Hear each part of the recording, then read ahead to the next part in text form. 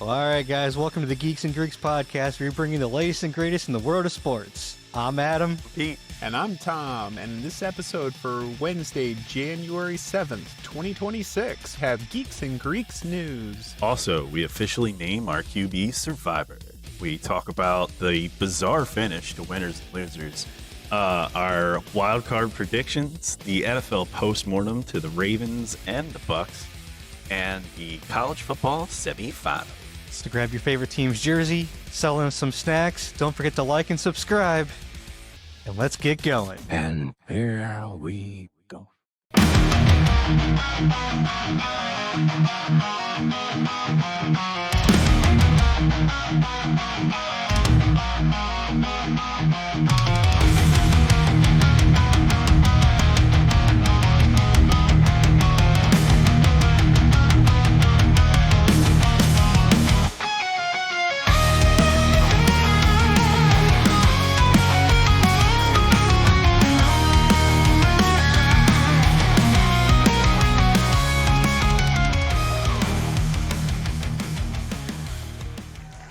Well, unfortunately, folks, the NFL season has officially come to an end. The There regular should be season. booze, not cheers. That's why I said the season. I didn't say the Yeah, playoffs. It's the regular season. I figured you'd agree with them. Like, Yeah. you two, your season is over. Oh, I'm yeah, having my a grand season's- old time. The only one I got whose a home season's still game coming going is this Pete. weekend. We're gonna be like 4:00 tailgate down at the link. No, I'm not going. I'm just kidding. I looked up tickets just for shits and giggles. Like the cheapest ones I was seeing were like $750. Like, Whoa.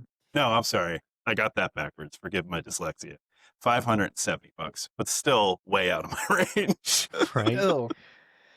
Yeah. Yeah. Like, I mean, that almost reminds me of like almost opening day for the Colts. I think I mean, some of the Colts like cheapest seats for opening day was like, I mean, they're not that expensive, but like, I mean, Mhm. cheap seats for Colts opening day was like $150. Yeah. I'm like, that's Yeah. ridiculous for like the nosebleeds. I'm sorry, like that's crazy. Yeah. I mean, I was looking at, the aftermarket, of course. I don't even know if they're sold out. I might be able to get like nosebleeds for sticker price. Right. That's probably fine. But You could always pull the playoff game from when you went to go see when the Bucks played and just walk in and just get free tickets, get free seats. listen, we don't talk about don't that talk on about air, that. man. You've Yeah, talked like, about come it on the show. on. You know what? I'm pretty sure the statute of limitations of bribing a security officer have long since passed, since that was like 23 years ago at this point. That was what, 2002. So that's 24 years ago at this point. So I think we're okay. 23. Yeah, 2003. It was the last game of the link. Yeah. That's why I Okay. know exactly when the link went down, because I snuck into the last game. Paid a door guy $300 to look that way. I mean, and I hey, just ran. it's never a bad thing, right? Yeah, I was there. 16 years old, 17 years old, losing my mind. Well, that was- it was a good that- time. That was what the last game of the Vet. Yeah, last game at the vet. Yeah. Iconic stadium, but from what I hear from the players and stuff, also a terrible stadium to play in. Oh God, yeah, it was like concrete with like plastic grass on top of it. With like maybe an inch worth of padding. Yeah, maybe. That's Depends on how generous. drunk the groundskeepers were last night. It's Philly, so I'm betting pretty drunk. Yeah, usually. But that brings us into Geeks and Greeks news. The first story for today is that Myles Garrett has set the single season sack record in their final game, and it didn't even take Brett Favre just falling down in the backfield to get it. No, but there's some people that say that Joe Burrow took a dive when when watching the play. Yeah. I All didn't right. see it. When Strahan got it, there was no question that Favre took a dive. What are you talking about? That was total legit. If Burrow took a dive, he hit it well, and it is so much better on the highlight reel than that crap. So I think it's funny that Strahan has come out and is complaining about it because Garrett had to play an extra game to get it. And I find it funny because I was watching a clip on, I think it was actually TikTok, guys were talking about it.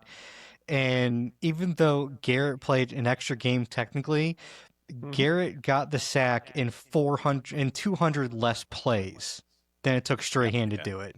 So it's like, Wow. so he did it with way more efficiency than Strahan did. Mm. It's just, I don't know. It sounds like sour grapes on Strahan's absolutely. part. And it's like, Yeah. I'm like, I'm sorry, you did it in 16 games. Reggie White said it in 12. What are you complaining about? So it's like, I'm like, this is just old man Strahan being mad that somebody broke his sack record at this point. Because And, like, that's all he honestly, had. what's the point in getting mad, dude? Records are meant to be broken. They're not gonna go like take your bust out of can. Yeah. Like, come on, dude. Like, Like, just be happy for the kid and move the fuck on. I mean, even like, yeah, you're in Canton. If you have a statue at the Giant Stadium, you're gonna keep it. If you Yeah. didn't, you're not gonna get one anyway at this point because you would have already gotten one. So it's like, who Yeah, cares? it would have been a long time ago. Yeah, so it's like there's no reason in getting mad. You've been successful after football. Who cares? Shut up and move Yeah. on. Right. He's pretty much the hardest working man in sports media at this point. He's on damn near every show. Yeah. He No. even hosted like the morning talk show with what, Kelly Ripa or something for a while. Oh, yeah. So it's like, why do you care? Why are you being so sour about this? My God, you remember his shitty sitcom from right after he retired? Where it No, was I like, blocked that out. oh my God, he was basically playing himself. But like he played for a different football team, not the New York Giants, you know. Okay. And like he was moved back in with his mom. And it was like his life moving back in with his mom after being a pro football player. And like he's got all this money and lives this playboy lifestyle, and his mom's like chasing him around with a sandal and beating him with it. It's pretty funny. No, I totally forgot about that. I don't think it made it even a full season. I think it got canceled pretty quick. Gee, I wonder why. Brothers lasted 8 episodes. 8 episodes. Wow. Okay. Oh, I'm sorry, 13 episodes. Oh. But I think only 8 of them were aired and the rest were stored. Anyways. Oh, you gotta So wait till anyway. they open up the Disney Vault for that shit. Once every 10 years. So it's getting the Bruno treatment. We don't talk about brothers. Moving on to the next story. The end of the regular season is when teams decide if they're going to continue with the current management structure or if there need to be some changes. 5 coaches have joined Brian Callahan and Brian Daboll in the 2025 fired coaches list. John Harbaugh has left the Ravens. Pete Carroll has left the Raiders. Kevin Stefanski has left the Browns. Jonathan Gannon, the Cardinals, and Raheem Morris has left the Falcons. Now we also have Matt Eberflus has left the Cowboys, but he's the defensive coordinator, and Cliff Kingsbury, the offensive coordinator of the Commanders, has also left. So here's a question for you guys. Of all the teams that currently have job openings, including the ones that have interim, so including the Giants and the Titans, which team do you think is the most attractive at this point? Ravens. 100% Ravens. Oh, yeah. Don't even have to think twice about it. I mean, they have everything, right? Like, they're not missing anything. The problem is I would say weren't they're healthy. I would say their weakest place is their wide receiver, Hopkins. That's fair. I mean, Zay Flowers is right now their number 1 receiver, but he had a pretty decent year. But yeah, Yeah, I forgot about Flowers. Yeah, so Flowers and Hopkins. That's still their weak. That's still their weak place because Derrick Henry is such a force on the running back. Maybe not this season, but potential. yeah. Well, you can't say that much about Lamar Jackson either. So, but still, Yeah. we've seen what these guys can do. I would say Ravens, no question. I mean, So- Derrick Henry did have 1,600 yards and 16 touchdowns. So Yeah. he was This- a powerhouse this This season. year, that's This this season, year. yeah. Yep. Oh, He And that's- averaged 100 yards a game and a touchdown a game. I apologize. For some reason, I had the impression that he had that kind of a drop off from last year. It's just because the I think team he was did at the bad. Yeah, and I think at the beginning of the year he may have, and he picked it up towards the end. So it's funny because with John, I mean, it's honestly not too surprising that John Harbaugh was fired with the team not performing that well. missing the playoffs, and also with the playoff issues the last couple years, I think it's just kind of time. I mean, also, he's been there for 18 years. He had a great run in Baltimore. Absolutely great run. I mean, I also wonder where they're going to go from here with Baltimore. I wonder where all these teams are going to go. Like, honestly, any one of these teams, if you're looking for a new team, honestly, you know who I think would every team should be trying to contact to see if he'd be interested in coming? Kurt Signetti. Signetti? Look what he's I don't know who done. Kurt Signetti is. IU's coach. Oh, okay. Look what he's done in 2 years. Look what he. I know, but I mean, don't take him yet. We're still building. but I mean, like, look what he's done in a short time. Like, I mean, at least if nothing else, if nothing else, at least be like, are you interested? And then, you know, if he says, I mean, and be like, if you're interested, we'll come back after the championship. If you're not interested, fine, we'll move on. But if you're interested, we'll leave an interview spot open, and we'll come back after your season's done. Okay, IU fans, don't get mad at me. I'm a big fan of Signetti, but I'm also a strong believer in the notion that college coaching doesn't translate to pros coaching. I wouldn't say it to Pete Carroll. He had a great career in Seattle. Did he, though? He won multiple Super Bowls. Yeah, in Seattle. Yeah, he had a great career in Seattle. And he had a great career. He had a great career in college too with the USC in the early 2000s. He was Pete Carroll is a fantastic college coach, and yes, he did have success in Seattle. I just everywhere else he coached is just stuck in my brain that he didn't. But I mean, he built a great team in Seattle, and they were one of the best teams in the NFL for at least 5 to 6 years. All right, but that is one example. I mean, it's worth it. I mean, if you're one of these teams, though, especially if you're like the Raiders or the Cardinals or somebody, it's worth a shot. What do you have to lose? I just don't want you to take away from IU yet. I mean, it's fair, but I mean, like I said, if you're one of these teams, like I said, if you're like you said, the Raiders or the Falcons or the Cardinals or the Browns or somebody, I mean, what do you have to lose at this point? You're already one of the worst teams already. Maybe not the Ravens, but like any of the other bottom feeder teams that already aren't very good. You got nothing else to lose, and might as well see if he's interested. True. To close out the segment, I want to give a hat tip to Liam Cohen, the head coach of the Jacksonville Jaguars. He is on the verge of a great achievement when it comes to coaches. If Cohen wins one more game, he will be tied for 5th in the list of most wins as a Jaguars head coach. Now, this is even more impressive when you realize that this is his first year here. It is. I mean, it's also Jacksonville, so it doesn't really surprise. But I mean, that is really impressive that he's done this in such a short amount of time. Oh yeah. He's gonna tie Gus Bradley, who was the coach for 4 years, at 14 wins. Yeah. Wow. So, along with the coaches that have been fired, I also want to say that the Bengals have decided to keep Zach Taylor, which I think is a terrible decision. I think Bengals need to clean house and bring in a new GM along with the new head coach. Yeah. They're stuck in mediocrity and they're not going to go anywhere. I'm shocked the Colts didn't at least fire the GM, to be honest with you. Oh. Because the Colts are bringing back Steichen and Ballard. I like that they're going to at least keep the coach because I don't think that the team didn't fail this year. Injuries completely derailed the team, I think. Now, I don't think that they may have necessarily went to the playoffs because I still kind of believe that the first half of the season was kind of a fool's gold start because of the teams they were playing. But they had a good season, I think. Even if Daniel Jones hadn't gotten hurt, I think it would have been really, really close between them and Houston because of how good they started. But I think Steichen's a good coach. I think Ballard's not a great GM. I think they need a new GM at the top. 100%. And I'm shocked that the Giants are keeping their GM, Joe Shane. I'm shocked that man's keeping his job. Like, how he's kept his job, I don't know. I mean, the only way that the Giants are a joke for as long as the Giants have been a joke is because the front office is a joke.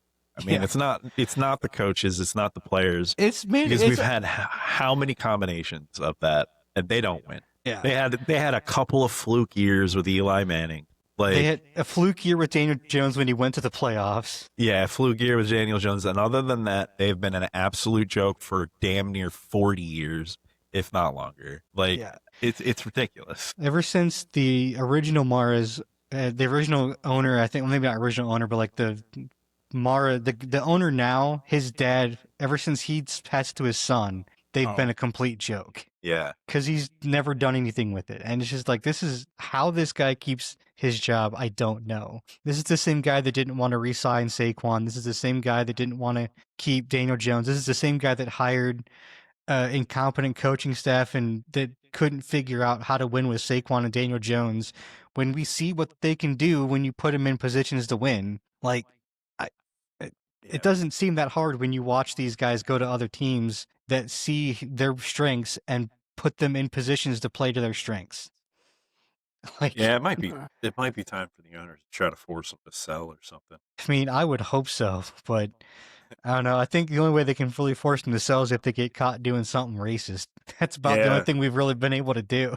I mean, I was kind of shocked that Robert Kraft's visit to the Florida masseuses. Yeah. Um, I think it's because the other owners actually like Robert Kraft, whereas all the other owners hated Daniel Snyder, which is why they forced him out. I mean, okay, that's fair. Like, that's That's the fair. only reason that Snyder got forced out is because I think the other 31 owners legitimately hated Daniel Snyder. Yeah, Like, that's it. that's fair. That's fair. Moving on to the next segment of the podcast, a word from our sponsors. Now it's time for QB Survivor. QB Survivor, where every week we choose a quarterback to eliminate until the end of the regular season. That's today, where we find out who is the QB Survivor. This is the finale. Our finalists are Dak Prescott, Justin Herbert, and Drake May. Each of us will be given 3 unrestricted votes to give to the best quarterback on the island. Adam, who were you voting for as the best quarterback on QB Survivor Island? So, my 3 are all going to go to the same guy, and I'm going for Dak Prescott. And I really don't want it to seem like a homer pick because, It's Homer pick. I mean, kind of. Come on, man.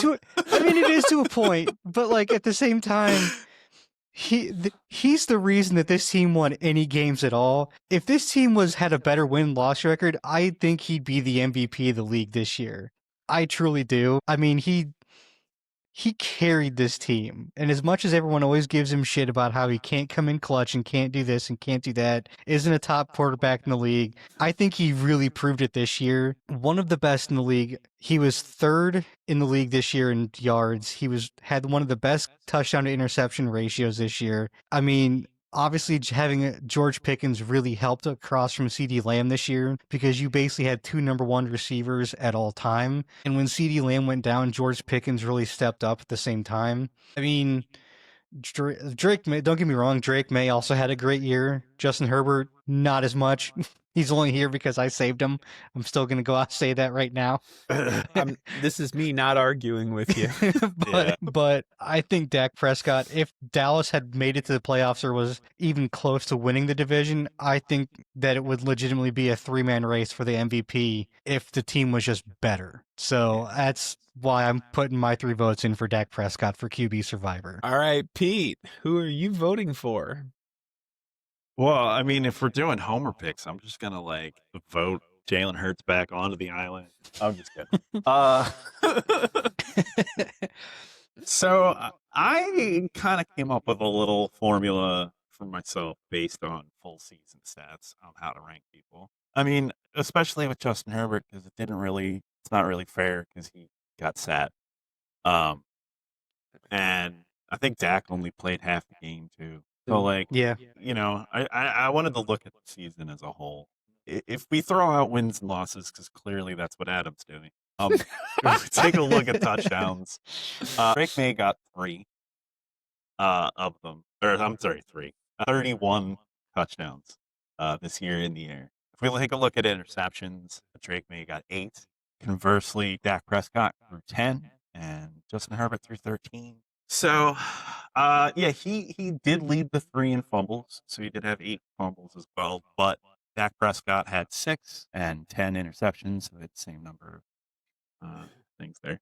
So I mean, I really don't know how it's not Drake May. So like he had a better completion ratio. He had more rushing touchdowns. He had more rushing yards. He had less interceptions, more touchdowns. It's got to be Drake May. He's going to be MVP of the league. So all 3 to Drake May? All 3. All right. Okay, I'm going to preface this by saying I think all 3 of these quarterbacks are top 10 in the league. Each of these 3 deserve to be here. I'm giving 1 vote to Dak Prescott because despite that defense that was held together by bubblegum and duct tape, he managed to keep them in the mix of it till week 16. And then some quarterbacks have a sophomore slump, others go from a 3-9 rookie year to a 14-3 sophomore year. I want you to know how hard it is for me to give a Patriots quarterback 2 votes. I hate this team. They needed to be in the cellar for at least another decade before they got Tom Brady Jr. I'm giving 2 votes to Drake May and 1 vote to Dak Prescott. And Okay. with 4 for Dak Prescott and 5 for Drake May. Drake May is our QB survivor. There can be only one. It's time for winners and losers. I want winners. I want people that want to win. You are one pathetic loser. Winners and losers, where we here at the Geeks and Greeks podcast predict a team to win and a team to lose next week. We can only choose a team once each year, and at the end of the year, whoever's most points wins. This year, we're turning up the difficulty with the rule that both the winning team and the losing team must be from the same division, and as always, the winner and the loser must be from 2 different games. That is a rule that bit Adam hard in week 18, and it was only the most second painful thing that happened to him after seeing his Cowboys lose to the Giants 34-17, which also sucked for Pete because he had the same game and also hoping that the Cowboys would win over the Giants. Pete also took the Eagles to win over the Commanders, and unfortunately the Commanders are still dangerous even when they're going up against such superstars as Tanner McGee? Listen, I mean, we had our 3rd string guys in there, and I'm pretty sure they had their 1st string defense in the whole damn time. Yeah. So, like I said in the show, this is what I thought was going to happen, but then the Eagles said they were sitting their starters, and I felt like I was picking the wrong team, and I always pick with my heart, man. This is why I never pick the Birds.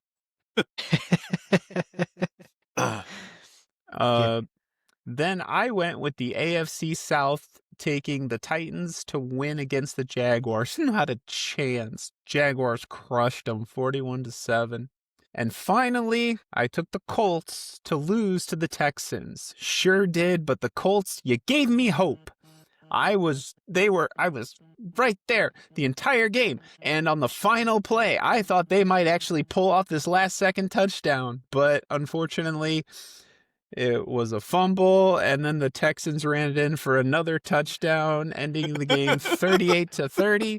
But on the plus side is I get a point for that. And so, after 18 weeks, we have a 3-way tie at 20. Ain't it a bitch, man? What the hell? We picked 36 games. How did all of us get 20 right? Because I don't I was get an it. idiot and didn't look forward and couldn't even pick a second game for the final week. If I'd have gotten my picks in on time and picked the right 2 games the week of Christmas, I probably wouldn't have had this issue. Yeah, probably not. This is what I get. But now we are ready for the wild card round. And on the AFC side of the fence, we have the Broncos on the bye. And then the Chargers at Patriots. Who do you guys think is going to come out on top on Chargers at the Patriots? So I got the Patriots winning this game. I mean, I know the Chargers had a good season, but like we just said about Drake May and QB Survivor, like he's on fire. He really does feel kind of. I mean, it's not like his play style is similar to Brady, but he feels like a juggernaut the way Brady felt like a juggernaut. You know, like it's the same aura that Yeah. Brady kind of had. And he's got a badass name. I'm not gonna lie. I mean, May sounds like a secret agent that like you meet in some bar in Paris. And, like, you know, he buys you a drink and then you wake up in a closet. Don't know how you got there. Like, Drake May is a badass. You know what I mean? Like, it's a good time. And I think he's just gonna kind of steamroll the fucking playoffs. Honestly, Adam, who do you think's gonna win? Chargers, Patriots? So I actually have the Chargers winning this one oh, because when I look at these two teams, New England hasn't really beat a team with a winning record this year. So Okay. that's something that kind of concerns me going into the playoffs. And the Chargers are a little more battle tested in that regard. So we'll see. But I'm picking the Chargers on this one. Hey, I picked Patriots. Then we have Bills at Jaguars. I yeah, man, the actually, Patriots beat the Bills. They have a winning record. That's the only team they beat with a winning record. I'm actually gonna go with the Jaguars on this one, and it's to kind of soothe my ego that there's a reason the Colts didn't make it in because, you know, the Jaguars are better. Yeah. Yeah. I also have the Jaguars winning this game as well. So ESPN has the spread at 1.5 in favor of Buffalo. Like that's kind of insane to me. I have Buffalo winning this, so should be interesting. I think Josh Allen is very very good, and I think he's gonna beat. I just expect him to beat the Jaguars. I guess it's more of a feeling than anything else. But ESPN says it's a coin toss, so we'll see. I think this is the year that if Josh Allen can't make it to the Super Bowl, he's officially a fraud. Like, there's no Pat Mahomes, there's no Lamar Jackson, there's no Joe Burrow. If you can't make it this year, you're a fraud. Yeah. You're a failure. All right. Texans at Steelers. I think Old Man Rivers is gonna pull this one out. I mean Rogers. You mean- Rogers. Sorry, I get my old men It's a mixed up. Little wishful thinking on your part there. Yeah, I'm still there. We had it. We were 8 games in and we were doing great. Oh man. Yeah, you're still the best team in the league 8 games in. Yeah. We Oh. had just lost best in the league like a week before. Yeah. But anyways, Texans at Steelers. What do you guys think? With you. I mean, Aaron Rodgers feels like he's in a groove. And I think he's going to keep it rolling. I think he's got one more playoff game in him. People are even talking about him maybe coming back and playing next year if people are interested in him for starting. I don't see that. I think this is his last hurrah, his last win. I got them losing in the divisional. Yeah, win. I can see that.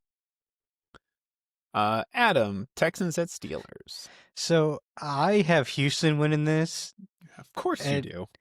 Well, so Houston's the hottest team right now. They're on a 9-game winning streak. Yeah. Houston's defense is right now one of the best at this current moment. And I don't think Rodgers is going to survive this defense. So, I mean, that front line is really good and really fast. And I think they're going to blow the 3-point. They're going to blow them out by way more than 3 points, to be honest. And Houston's favored in this game, too. Like, Pittsburgh hasn't won a playoff game since 2000, what, 12? No, they got one in 17, I think. It's Obama was in office last time Pittsburgh won a playoff game. Oh. So bare minimum it was 15? Yeah, 9 years ago. So it's been almost 9 years since they've won a playoff game.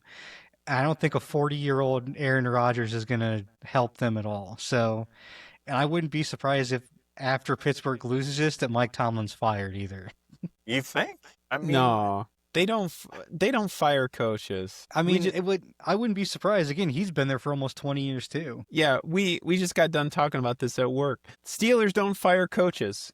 Yeah. They've had 3 coaches in the Super Bowl era. Was it? Tomlin gets fired. I forget who they were throwing under the bus, but there's one team that has more coaches on the active payroll because they are paying fired coaches than the Steelers have had in the Super Bowl era.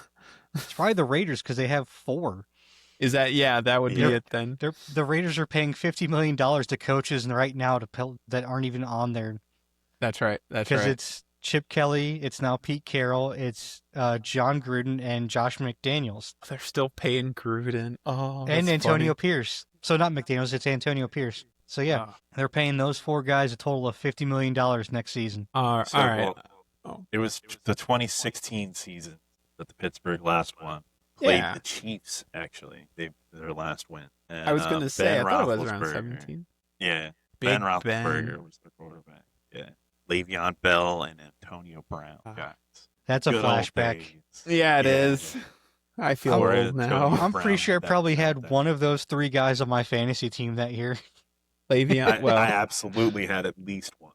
I was going to say, We I had probably still had Le'Veon- Shadow Main going that year. Yeah, probably. I had Le'Veon Bell on my team the year he sat for like the first 5 games. Oh, And then I traded him just as he came back in the league. And I'm like, It's like, all right, he's not going to play, so get rid of him. All right, on the NFC side of the fence, the Seahawks have the bye. Packers at Bears. So I'll go first. I actually have Chicago winning this one. Yeah. Okay. I honestly, the biggest reason I have Chicago winning this is coaching. I trust Ben Johnson as the coach to get him ready more than Matt LaFleur, to be honest with you. yeah. I mean, the last game that Green Bay won was against the Packers or against the Bears, and then the second time they played, they went to overtime and the Bears won. It's a real even match, and I mean, go figure that the Packers and the Bears are playing each other in the first round. Like, it's kind of a very fitting end to whichever team loses, I would say. Um, this one's really hard to call for Yeah. me, but I have the Bears winning too. And, Um, and it was hard for me to call too, and that's why it came down to coaching for me. Because I think both teams are very evenly matched, and like if these teams are so even as a team building as a team, that's why I'm like, for me, that's why I'm like, it's coaching. That's why I trust the coaching to get the team ready more on Chicago side than Green Bay side. So I ran into the same problem, but I came down on the Packers side just because it felt like when the Packers won, they did it more handily than when the Bears won. The Bears had to take it into overtime because it was that tight. So it feels like if the Packers can get a good head of steam going, they've got the game. But the Bears seem to just eke it out by like pulling it out of the fire. But Crap, I forgot. All right, I changed my mind. It's the Bears. And also, I mean, as bad as Green Bay's played down the stretch, this is another team I wouldn't be surprised if Green Bay loses. I don't think the coach survives. I don't know about that. That'd be really. You think they'll fire the coach if he loses in the wild card round? I could see it. I think Green Bay's got higher standards, and I think the teams also showed poor signs of coaching too. Yeah, maybe. I mean, And he's been the poor- head coach since 2019. Also, I feel like it's also poor development. Like, I feel like this team the players haven't been developing very well either. Yeah, it does feel kind of stagnant. All right. Yeah, so Bears across the board. Go us. The next game, we have 49ers at the Eagles. What do you think? Yeah. So I mean, I got the Eagles winning this game. No. I mean, first off, it's always difficult to go from coast to coast. Everyone knows that. Yeah. So I mean, it's a big advantage having this home game. Just Which is ask great. LA And- last year. Yeah. And I mean, Brock Purdy's a fraud. I say it every time I get a chance to talk about the man. I think his flash in the pan should be over, but people keep paying him money. So he gets there. I don't know. I mean, it really does depend on which Eagles show up. Like, they might show up and just steamroll, or they might show up and not even play for a half, or they might show up and have a shootout. Like, I have no idea how the game's going to go. And I think that the trick is the Eagles need to score 25 points. They will hold the 49ers to below 25, and they'll win. I think that's really what we got to do because I don't know, do it fast too because we tend to take a whole half off. Score 24 points in the first half, and the Eagles will win. 25 rather. So Go ahead. I also have Philly winning this game. Yeah. And one thing that I think that they should really take advantage of is that I think Tank Bigsby really showed a lot this last week, and they should involve him a lot more on offense than they have this year. And I think that they should create much more of a tandem between him and Saquon in this game because San Francisco's defense is riddled with injuries. I mean, most of their defense, at least their starting defense, is on IR at this point, and it's just out. So San Francisco's down to their second and third string defense at this point. If you can have a running back tandem between Tank and Saquon where it's more like lightning and thunder, I think it helps you a lot, especially in the passing game, because again, as kind of Pete alluded to, we don't know what kind of team's going to show up. Jalen could show up and actually want to throw the ball or not. We don't know. It just kind of depends on what he feels like doing that day. So I think if you're able to kind of mix it up and have a two-headed running attack between the two guys, it's going to help you tremendously in that regard. So I don't know. Like I'm picking Philly in this as well because I trust them more in this. But I will say I give Kyle Shanahan a lot of credit in somehow scheming and dragging this team to the playoffs. I don't know how he did it, and he's not even playing. And somehow he's able to get this team to the playoffs. So. Adam beat me to it. The 49ers defense has got a laundry list of IR. And I think with that kind of Swiss cheese, Saquon is going to have a highlight reel of a game. And I am so there for it. I want to see this game so bad. This may be the most entertaining game in the entire playoffs. I'm there for it. Eagles, absolutely. Go Birds. And the last game on our list is Rams at Panthers. So I just want to say, you said that the Eagles and 49ers would be most entertaining. I'm actually looking forward to Carolina and the Rams the most, just because I'm interested to see what Carolina does in the playoffs. Lose. That's what they're going to do. Probably, lose. Yeah. We'll see. But I mean, LA's got some injuries too. I mean, we'll see how Devontae Adams looks because he's had a hamstring injury for a couple weeks now, and those can linger and cause a lot of issues. And that's hard when your receivers have issues like that. But I mean, I'm picking LA in this. I mean, they are 10-point favorites, which for a playoff game, that's a lot. Like, that's a lot. That's a lot. That is unheard of. Like, I mean, Carolina comes in this game with a losing record of 8-9, and they won by a tiebreaker from Atlanta that had already been eliminated, which is, I think, hilarious. Yeah. But I'm still kind of excited to see Carolina, to see him in the playoffs. It's kind of cool to see a young team like this make the playoffs that no one thought was going to make it. I mean, we didn't see him coming. No one picked him to even be in the bubble. No. So, I mean, it's just kind of cool to see this team progress this way in just a couple years to do this. So I'm excited. I mean, I'm picking LA to win this and move on to the divisional round. So they will probably more than likely be playing Seattle, but I'm still excited to see it. What do you think, Pete? Rams at Panthers. Yeah, I mean, how many teams start 1-3 and go on to make it to the playoffs or win a playoff game? I mean, they lost their first two games. The Panthers, I'm shocked they're here. Their division is trash. You know, Matthew Stafford, if if Drake May doesn't get MVP, I think Stafford gets MVP. I don't know how the Rams lose this game, to be honest with you. I mean, I want to give Stafford credit. I don't know another guy that's almost 40 that's putting up almost 5,000 yards in the season. So, Pete, you said Rams? Yeah, I said Rams. All right, so we're Rams across the board. We're all in agreement in the NFC, but we're split in the AFC. Yeah, yeah. Moving on to the next section of the podcast, the NFL post-mortem. Oh, shoot. Oh. Starting with the Raven is an awful bird. Anyways, Raven? I was kind of curious as to see what that was. I thought that was like a duck recorded on like one of those like monophones from I thought it like was the a crow. 1800s.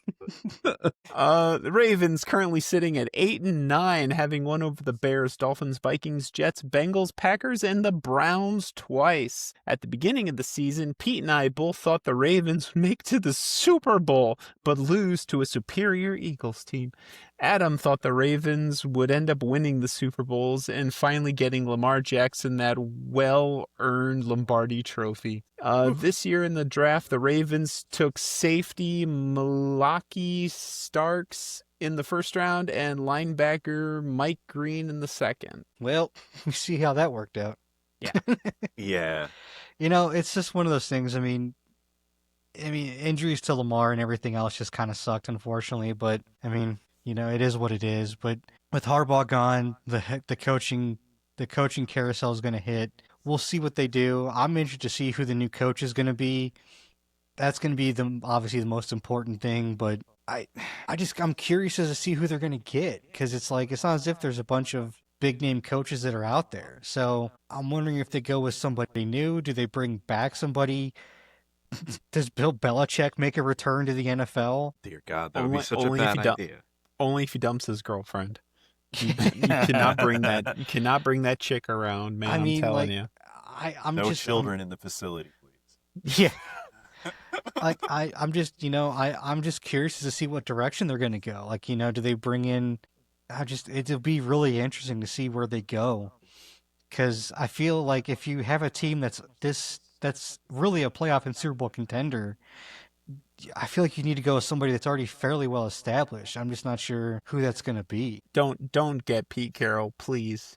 Like, do you bring in Daboll? Yeah. I mean, that's the thing. I feel like the best coaching option of people who coached in 2025 was John Harbaugh. Like, you fired the guy who was the best option. You have to bring somebody out from somewhere else. Yeah, like either out of retirement or promote somebody from a coordinator position, or go out and get like a college coach or something. Like you can't pick up somebody who just got fired by another team. Like you fired the. Do you bring Chucky back? Oh my God. No. No. All right, moving on to the next team. Real man of genius. Today we salute you, Buccaneers of Tampa Bay. The Buccaneers. The Buccaneers currently sitting at 8-9 as well, having won over the Falcons, Texans, Jets, Seahawks, 49ers, Seahawks again. That's not true. Sorry. Saints, Cardinals, Panthers.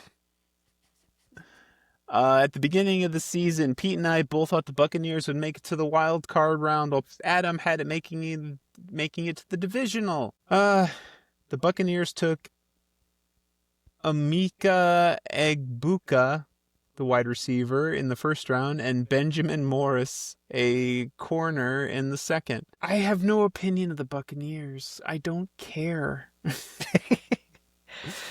You know, I don't know. It's like one of these things where I think their biggest problem is on defense. Like, I mean, their offense worked well. Like, it's just the defense couldn't stop anybody. I mean, they dug themselves into such a big hole before the bye week. Like, I don't know what. I don't follow the Bucs close enough to know what changed, you know, from November to October. But like, they had 2 wins before the bye. They had a week 9 bye. No, I'm like reading this backwards. They had 2 wins after the bye. Well, the biggest issue was Yeah, Mike Evans. they fell apart. Well, the biggest issue is Mike Evans broke his collarbone. So There you Mike go. Evans was hurt, Chris Godwin was hurt, and so they were down to like their third string receiver was their number one, and then Ibuka got hurt. So then your like basically wide receiver 4 was your wide receiver 1. So I mean their receiving core got decimated. And then their top 2 running backs got hurt. So they had a lot of injuries on the offense too. So I mean, again, it's another one of those things where just injuries just decimated this team too. You know, I was figuring that was what it was, except because I was reading the schedule backwards like an idiot.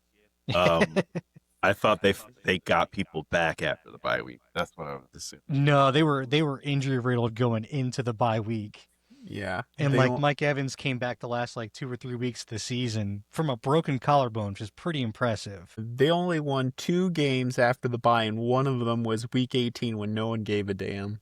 That was when they were fighting for the division. Well, they Yeah, weren't but fighting most for the teams division did. because they beat the Panthers, and the Panthers won the division. Yeah, Yeah, they they must have needed the already been Falcons. Well, eliminated. they needed the Falcons to to lose. and that didn't And the happen. Falcons won. Yeah. See, to me, the Buccaneers are just a weaker version of the Cowboys, where they had an amazing offense but a garbage defense. And even worse so than the Cowboys. Kind of, they had a better record though. That's the sad part. Yeah, that's what kills me is maybe just sometimes the record doesn't reflect the whole story. Yeah, to a point. But I mean, still, I mean, again, not a bad team. Just again, one of those things where, I mean, a Yeah. lot of teams just if riddled with injuries.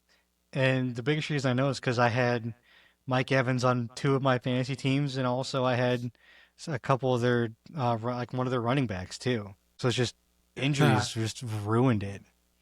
And even Baker got hurt for like a game and a half too. I mean, are we a little surprised that Todd Bowles hasn't lost his job yet? A little bit, but I think he did well enough to navigate some of it. I mean, they did only lost the division by like the half game at the last minute of the season. I mean, yeah, but he's had 110-win season since he's come onto the team.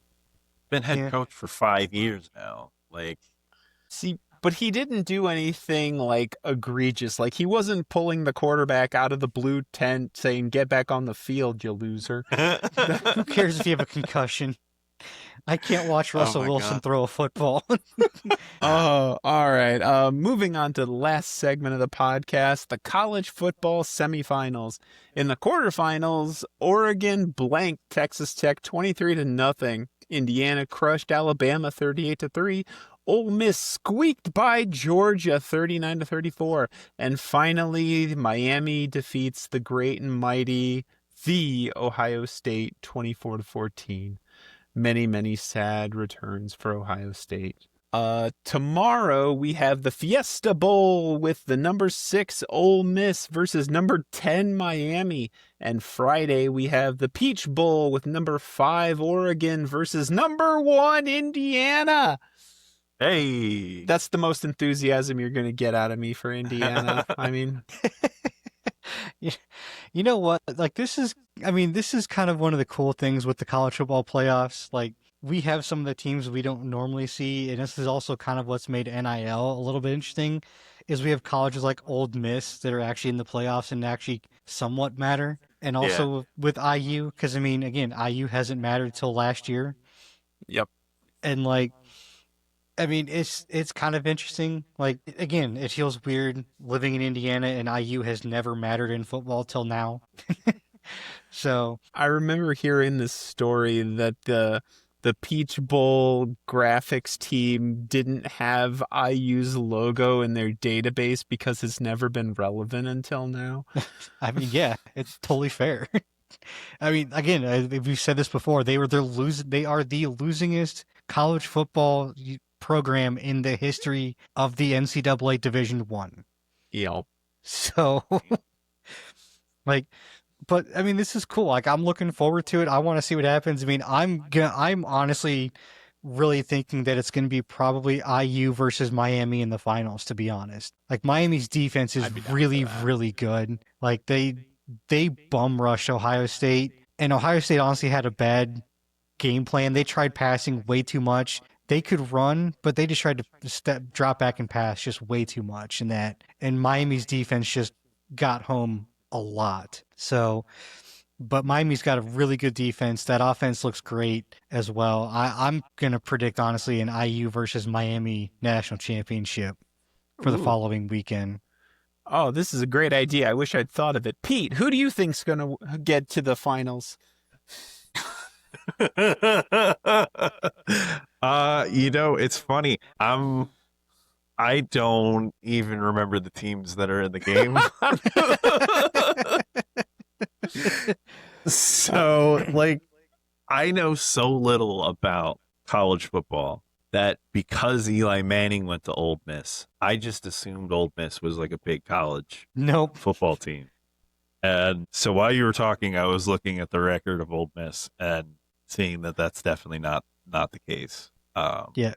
It was so But- weird that Eli Manning went to Ole Miss because they're like a blip on college football radar. Yeah. Yeah. Especially when Peyton went to Texas. Tennessee. Tennessee. You're right. You're Yeah. right. No, Arch goes to Texas. Yeah, it's I weird can't- that none of them went to the same college. None. Because I don't think Archie went to either Texas or I'm not sure where Archie went. Neither am I. But like, yeah, it's funny because like none of the brothers went to the same college. Arch didn't go where anybody went, so it's like none of them have gone to the same place. So like the Mannings, like the Mannings don't have any loyalty to any one college. It's kind of funny. Well, actually, Archie went to Old Miss. Yeah. So Okay. There you go. Which is, are they from Mississippi? They're not from Mississippi though, are they? Aren't they originally from Louisiana? Yeah, I think Archie stayed in Louisiana after he was done playing for the Saints. Which is, I'm surprised they didn't go to LSU. That's true. Maybe they have too high of a bar. Because No, they don't. I know their football program is serious. I mean, kind of. They're serious. They're just not that good. So, funny story. There is a kicker that went to Ole Miss and came out and played in the NFL that has my dad's name, Steve Lindsay. Oh, that's Nice. cool. Yeah, he played for Jacksonville and then for Denver. I've heard of that dude. I've heard of Steve Lindsay. Thanks, Madden Football. Hey, there you go. Look at that. That's pretty cool. That's nice. All right, Adam, take us home. All right. That's all for today, folks. Thanks so much for tuning in. Be sure to like and subscribe so you never miss an episode of the Geeks and Greeks podcast on YouTube, Spotify, Apple, and Amazon. You can find us on Facebook and Instagram and on TikTok at Geeks and Greeks. Until next time, may the coin toss of life be in your favor. Later, guys. See ya. Peace. Just when I think you've said the stupidest thing ever, you keep talking.